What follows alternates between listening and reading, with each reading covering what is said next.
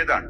لا تتكلف رفع الصوت وخذ منه ما تحتاج إليه فإن الجهر بأكثر من الحاجة تكلف يؤذي എന്നാണ് ഈ ആയത്തിന്റെ വ്യാഖ്യാനത്തിൽ ഖുർത്തുബി പറയുന്നത്. അമിതമായ ശബ്ദമാക്കരുത്. ദിക്ർ ഉറക്കെ ചൊല്ലിയവരോട് റസൂലുള്ളാഹി തങ്ങൾ പറഞ്ഞു, ഇർബഉ ബി അൻഫുസികും, മക്കളെ ഒന്ന് തടി കാത്തോളെ. ലാ തദ്ഉന അസമ്മൻ വലാ ഗായിബൻ, നിങ്ങൾ ചെവിടുപൊട്ടനെയോ അല്ലെങ്കിൽ അതിവിദൂരത്തുള്ളവനെയോ ഒന്നല്ല, അല്ലാഹുവിനെയല്ലേ നിങ്ങൾ വിളിക്കുന്നത്. മിതമായ ശബ്ദത്തിൽ, തീരെ നിശബ്ദമാകണം എന്നർത്ഥം ഇല്ല. അപ്പൊ മിതമായൊരു ശബ്ദത്തിലാകണം ദിക്റായാലും ദുആയായാലും ബാങ്കായാലും മൗലിദായാലും. ഇതൊക്കെ കേൾക്കേണ്ട സ്ഥലത്ത് കേൾപ്പിക്കണം. ഇപ്പൊ പരിസരത്ത് മുസ്ലിങ്ങൾ മാത്രമുള്ള ഒരു സ്ഥലത്ത് വർഷത്തിൽ ഒരിക്കൽ മൗലിദ് ഓതുമ്പോ കുറച്ച് കേൾപ്പിക്കാം. എല്ലാ ദിവസവും മൗലിദാണെങ്കിൽ മുസ്ലിംകൾക്കാണെങ്കിലും അവർക്ക് പ്രയാസം ഉണ്ടാകും. അമുസ്ലിംകൾ താമസിക്കുന്ന ഒരു സ്ഥലത്ത് ഒരിക്കലും പുറത്തേക്ക് കേൾപ്പിക്കേണ്ട ആവശ്യമില്ല. ഹായ് ഗായ്സ്, നമസ്കാരം. എല്ലാവർക്കും സുഖമല്ലേ?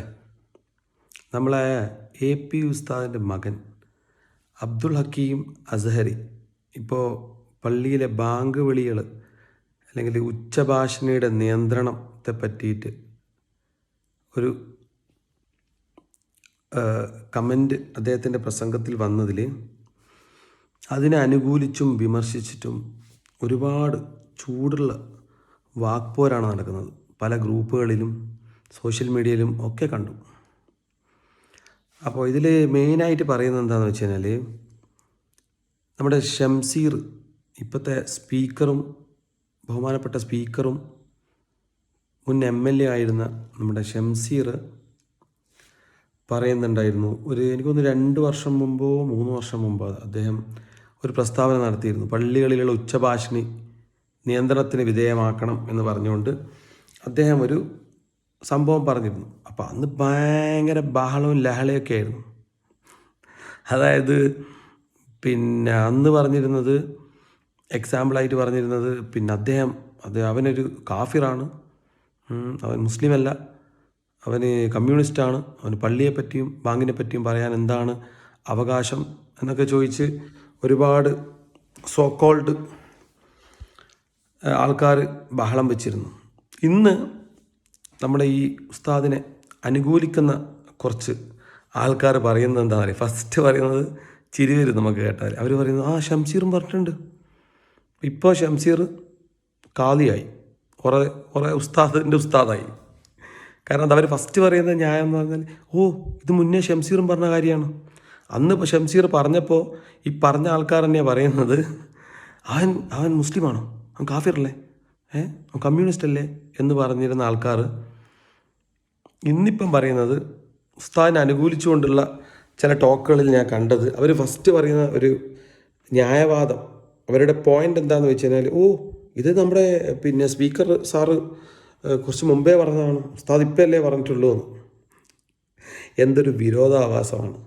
നിന്നിടത്തുനിന്ന് ഇങ്ങനെ ഫ്ലിപ്പടിച്ച് മലക്കത്തം പറഞ്ഞ നിലപാടുകൾ കൊണ്ട് ഏറാട്ട് നടത്താൻ ചില ടീമുകൾക്കേ പറ്റും. എന്നിരുന്നാലും അതവിടെ നിൽക്കട്ടെ. അപ്പോൾ ഇതിനെ ഉസ്താദിനെ എതിർക്കുന്ന ആൾക്കാർ പറയുന്ന ന്യായവാദം എന്ന് പറഞ്ഞു കഴിഞ്ഞാൽ, അതെങ്ങനെയാണ് ഇത്രയും വലിയൊരു പണ്ഡിതൻ ഇസ്ലാമിലെ ഏറ്റവും പ്രധാനപ്പെട്ട കാര്യമായ ബാങ്ക് വിളി സൗണ്ട് കുറക്കണമെന്നോ അല്ലെങ്കിൽ ബാങ്ക് വിളി മെല്ലെ മതിയെന്നോ ലൗഡ് സ്പീക്കറുടെ ഉപയോഗം കുറക്കണമെന്നൊക്കെ പറഞ്ഞിട്ട് അദ്ദേഹത്തെ എതിർത്തിട്ടും പറയുന്നുണ്ടേ. അനുകൂല എതിർപ്പ് സ്വാഭാവികമായിട്ടുണ്ടാവുമല്ലോ. അപ്പോൾ എനിക്ക് ഇതിലുള്ള തോന്നിയ ഒരു സംഭവം പറയാമോ. അതായത് ഇന്നത്തെ കാലഘട്ടത്തിൽ ഈ പറയുന്ന സോ കോൾഡ് മുസ്ലിംസ്, അങ്ങനെ പറയാൻ കാരണം എന്ന് വെച്ച് കഴിഞ്ഞാൽ, ഇന്നിവിടെയുള്ള 90% ആൾക്കാരും ഭാഗ്യം കൊണ്ട്, അതായത് അവരുടെ ഫാദറും മദറും ഈ പറഞ്ഞ ഇസ്ലാമിൽ വിശ്വാസത്തിൽ ഉള്ളത് കൊണ്ട് മുസ്ലിമാകാൻ ഭാഗ്യം കിട്ടി ജനിച്ച് എന്ന് പറയുന്ന ആൾക്കാർ, സോ കോൾഡ്, ഓക്കെ, അവരിൽ എത്ര പേര് ഈ ബാങ്ക് വിളിയെ, ലൗഡ് സ്പീക്കറിലുള്ള ഉച്ചഭാഷണിയിലുള്ള ബാങ്ക് വിളിയെ മാത്രം ആശ്രയിച്ചുകൊണ്ട് പള്ളിയിൽ പോകുന്ന ആൾക്കാരുണ്ട്. സത്യസന്ധമായിട്ട് നമ്മുടെ ഒരാളെ നെഞ്ചത്ത് കൈവച്ചുകൊണ്ട് ഒരു സർവേ നടത്തിക്കഴിഞ്ഞാൽ ആ സർവേയുടെ റിസൾട്ട് ബിലോ 25% ആയിരിക്കും. സത്യം അത് ഞാൻ മനസ്സിലാക്കിയിട്ടുള്ള കാര്യമാണ്. കാരണം ഇതിൽ തിരുത്തലുകളുണ്ടെങ്കിൽ ആർക്കും പറയാം. കമൻറ്റ് ബോക്സൊക്കെ ഓപ്പൺ ആണ്, എല്ലാ വിമർശനങ്ങളും സ്വീകരിക്കുന്നതാണ്. ഞാൻ സത്യസന്ധമായി സംസാരിക്കാൻ ആഗ്രഹിക്കുന്ന ഒരാളാണ്. എന്താണെന്ന് വെച്ച് കഴിഞ്ഞാൽ, ഈ ബാങ്കിനെ ആശ്രയിക്കുന്നത് വളരെ ചുരുക്കം. ഇന്നത്തെ കാലത്ത് സ്മാർട്ട് ഫോൺ ഉപയോഗിക്കാത്ത വൃദ്ധന്മാർ പോലും കുറവാണ്. ഓക്കെ, വയസ്സായിട്ടുള്ള ആൾക്കാർ വരെ സ്മാർട്ട് ഫോൺ ഉപയോഗിക്കുന്നുണ്ട്. ഇനി സ്മാർട്ട് ഫോൺ ഉപയോഗിക്കാത്ത, ഫോണൊന്നും അധികം ഡിപ്പെൻഡ് ചെയ്യാത്ത, വീട്ടിലെ ഘടികാരം അധികം നോക്കാത്ത, ബാങ്കിനെ മാത്രം ഡിപ്പെൻഡ് ചെയ്യുന്ന, ഞാൻ പറഞ്ഞ ലെസ് ദാൻ 20% അല്ലെങ്കിൽ ലെസ് ദാൻ 10% വരുന്ന ഒരാൾക്കാർ മാത്രമേ ഈ ബാങ്കിനെ ആശ്രയിച്ചിട്ട് അവരുടെ ആരാധന നടത്തുന്നതായിട്ട് ഉണ്ടാവും. അപ്പോൾ ഉസ്താദ് പറഞ്ഞതിൽ തെറ്റൊന്നുമില്ല, ഒരു തരത്തിലും തെറ്റൊന്നുമില്ല. ഞാൻ ഉസ്താദിൻ്റെ ആളോ അല്ലെങ്കിൽ നേരത്തെ പറഞ്ഞ ഷംസീറിൻ്റെ ആളോ ഒന്നിൻ്റെ ആളല്ല. നമ്മൾ എല്ലാത്തിനെയും നിഷ്പക്ഷമായി വിലയിരുത്താൻ ആഗ്രഹിക്കുന്ന ഒരാളാണ്. അപ്പോൾ അങ്ങനെയാണെങ്കിൽ ഇയാൾ പറഞ്ഞതിൽ ഒരു തെറ്റും വരുന്നില്ല. അതിൻ്റെ കർമ്മശാസ്ത്രപരമായിട്ട് പറയാനൊന്നും ഞാൻ ആളല്ല. ഞാൻ നോർമലായിട്ട് നമ്മുടെ ഒരു സാധാരണക്കാരൻ മനസ്സിലാക്കുന്ന രീതിയിലുള്ള കാര്യങ്ങളാണ് പറയുന്നത്. ഓക്കെ, ഇനി അദ്ദേഹം പറഞ്ഞത് ശരിയോ തെറ്റോ അല്ലെങ്കിൽ ശരിയും തെറ്റുമുണ്ട് എന്ന് പറഞ്ഞാലും ഓക്കെ, ഇതിൻ്റെ പശ്ചാത്തലം എന്നുള്ളത് വളരെ വളരെ ഇമ്പോർട്ടൻ്റ് ആയിട്ടുള്ള കാര്യമാണ്. അന്ന് ഷംസീർ പറഞ്ഞത് പള്ളികളിലുള്ള ഉച്ചഭാഷണിയുടെ നിയന്ത്രണത്തെ പറ്റിയാണ്, അല്ലാണ്ട് ബാങ്ക് വിളിക്കണ്ടെന്നല്ല പറഞ്ഞത്. അടുത്തടുത്ത് 5 പള്ളികളുണ്ടെങ്കിൽ 5 പള്ളിയിൽ നിന്നും ഫുൾ വോളിയത്തിൽ ബാങ്ക് വിളിച്ചതൊരു മറ്റുള്ള ആൾക്കാർക്ക് ബുദ്ധിമുട്ടുണ്ടാകുന്ന രീതിയിലുള്ളൊരു വിളിയെ കൺട്രോൾ ചെയ്താൽ നല്ലതെന്ന് മാത്രമാണ് അദ്ദേഹം പറഞ്ഞത്. ഓക്കെ, അതിലും തെറ്റില്ല. അപ്പോൾ ഇവിടെയുള്ള വിഷയം പാശ്ചാത്തലമാണ്. നമ്മുടെ ഈ ഉസ്താദ് അബ്ദുൽ ഹക്കീം അസ്ഹരി പറഞ്ഞിട്ടുള്ളത് വെറും ബാങ്ക് വിളിയെ പറ്റിയല്ല അദ്ദേഹം പറഞ്ഞിട്ടുള്ളത്. ഈ മൈക്കിൻ്റെ ഉപയോഗം അല്ലെങ്കിൽ സൗണ്ട് സിസ്റ്റത്തിൻ്റെ ഉപയോഗം ലഘൂകരിക്കാനാണ്.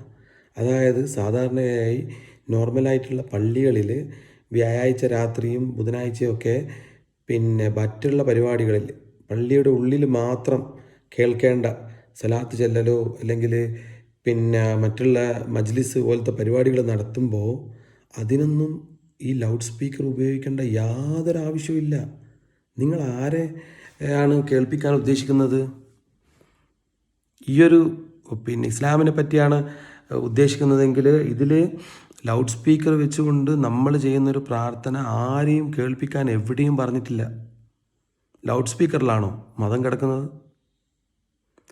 അപ്പോൾ ഇത് തികച്ചും അനാവശ്യമായിട്ടുള്ള കുറച്ച് പ്രവണതകളുണ്ട്.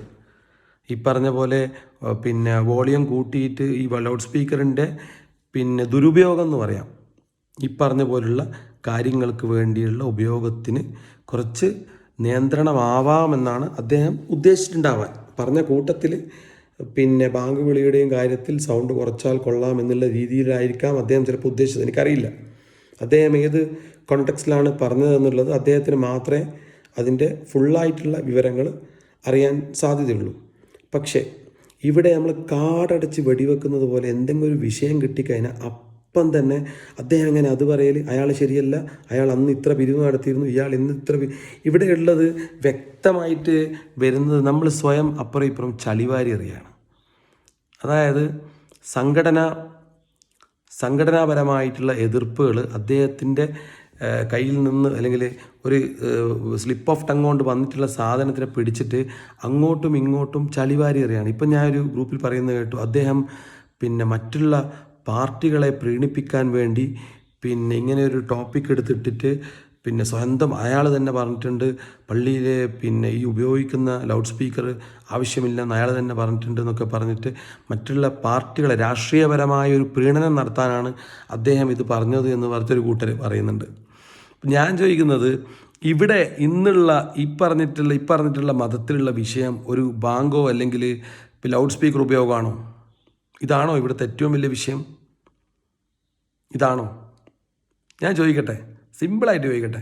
നമ്മുടെ മതത്തിലെ ഏറ്റവും കൂടുതൽ നമസ്കാരത്തെ പോലെ തന്നെ കൂടെ പറഞ്ഞിട്ടുള്ള സംഭവമാണ് എല്ലാവരും അവരവരുടെ സ്വത്തിൽ നിന്ന് സക്കാത്ത് കൊടുക്കുക എന്നുള്ളത്.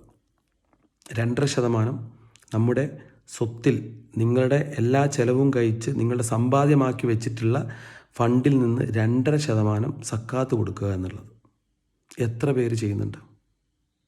എല്ലാവരും സ്വയം കണ്ണടച്ച് ചിന്തിച്ച് നോക്കിയാൽ മതി. ഞാനൊരു എക്സാമ്പിൾ പറയാം.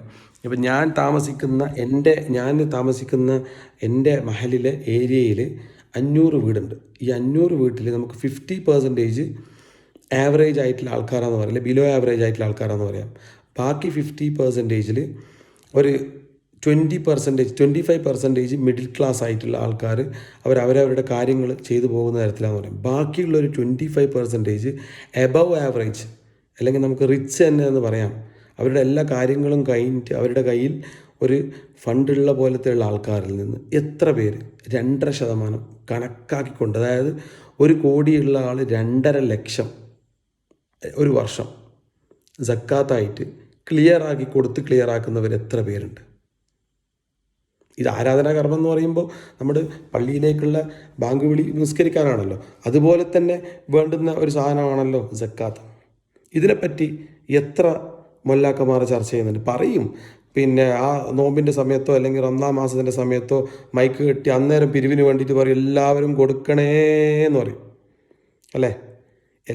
ഇതുപോലെ നിങ്ങൾ ഉദ്ദേശിക്കുന്നത് നിങ്ങളുടെ ഉള്ളിലുള്ള സംസ്കരണം അല്ലെങ്കിൽ എല്ലാം ക്ലിയറാക്കിക്കൊണ്ടുള്ള നല്ലൊരു മനുഷ്യരെ വാർത്തെടുക്കലാണ് ഉദ്ദേശിക്കുന്നതെങ്കിൽ സ്വന്തം സമ്പാദ്യത്തിൽ നിന്ന് നിറഞ്ഞു തുളുമ്പുന്ന ആവശ്യത്തിലധികമുള്ളവർ ഇല്ലാത്തവരെ സഹായിക്കാൻ വേണ്ടി പറഞ്ഞിട്ടുള്ള സക്കാത്ത് എന്ന് പറയുന്ന സാധനം എത്ര പേര് ക്ലിയറാക്കി കൊടുത്തിട്ടുണ്ട് എന്നുള്ളത് അവരവരോടും ഈ പണ്ഡിതവർഗവും സ്വയം വിലയിരുത്താൻ തയ്യാറുണ്ടോ? ഞാൻ പറയുന്നത് ഇപ്പോഴുള്ള ഈ നമ്മുടെ ഉസ്താദ് ഈ അബ്ദുൽ ഹക്കീം അസഹരി ഉസ്താദും അതുപോലുള്ള മറ്റു പണ്ഡിത ശ്രേഷ്ഠന്മാരൊക്കെ ഇങ്ങനെയൊരു ആരോഗ്യകരമായ സമൂഹത്തിനും അതുപോലെ തന്നെ പാവപ്പെട്ടവർക്കും അശരണരായിട്ടുള്ള ആൾക്കാർക്കും വളരെ ഉപകാരമാകുന്ന ഒരു ചർച്ചയായിരിക്കും അത്. അങ്ങനെ ഒരു നമ്മൾ പ്രൊഡക്റ്റീവായിട്ടുള്ള ഒരു ചർച്ചയിലേക്കാണ് വരേണ്ടത്. അല്ലാതെ ഇതുപോലെ സ്വയം അപ്പുറം ഇപ്പുറവും വീപ്പലക്കാനും അപ്പുറം ഇപ്പുറം ചളിവാരി എറിയാനുള്ള ചർച്ചകളിലേക്ക് നമ്മൾ പോകരുത്. അതിന് പണ്ഡിത സമൂഹവും വളരെ ശ്രദ്ധിക്കേണ്ട ഒരു വിഷയമാണിത്. അപ്പോൾ ഇങ്ങനൊരു വിഷയം പറയുമ്പോൾ എല്ലാ ഭാഗത്തുനിന്നും ഇതിനെതിരെ പോർവിളികൾ ഉണ്ടാവുമെന്ന് അറിയെങ്കിൽ പണ്ഡിത ശ്രേഷ്ഠനായ ഒരാൾ എന്താ ചെയ്യേണ്ടതെന്ന് വെച്ചാൽ അതിൽ അദ്ദേഹം വളരെ ഒരു ആർക്കും ഉപദ്രവമില്ലാത്ത രീതിയിലുള്ളൊരു നയമെടുത്ത് ആ രീതിയിലാണ് അതിനെ കൈകാര്യം ചെയ്യേണ്ടിയിരുന്നത്. അപ്പോൾ ഞാൻ ചോദിക്കുന്നത് ഇതല്ലല്ലോ ഇവിടുത്തെ ഏറ്റവും വലിയ വിഷയം. ഇതല്ലല്ലോ ഇന്നും നോക്കുകയാണെങ്കിൽ കേരളത്തിൽ തന്നെ എത്രയോ ആൾക്കാർ പട്ടിണി കൊണ്ടും മറ്റുള്ള കടങ്ങൾ കൊണ്ടും ലോൺ കൊണ്ടും ഇതൊക്കെ വളരെ ബുദ്ധിമുട്ടുന്നുണ്ട്. അങ്ങനെയാണെങ്കിൽ ഇപ്പറയുന്ന അത്യാഡംബരത്തിൽ ജീവിക്കുന്ന അതിധനികരിൽ നിന്ന് ഈ 2.5% നിർബന്ധമായും പിരിച്ചെടുത്ത് പാവങ്ങളിലേക്ക് എത്തിക്കാനുള്ള ഒരു ഉദ്യമത്തിനാണ് നമ്മുടെ പണ്ഡിതന്മാർ മുന്നിട്ടിറങ്ങേണ്ടത്.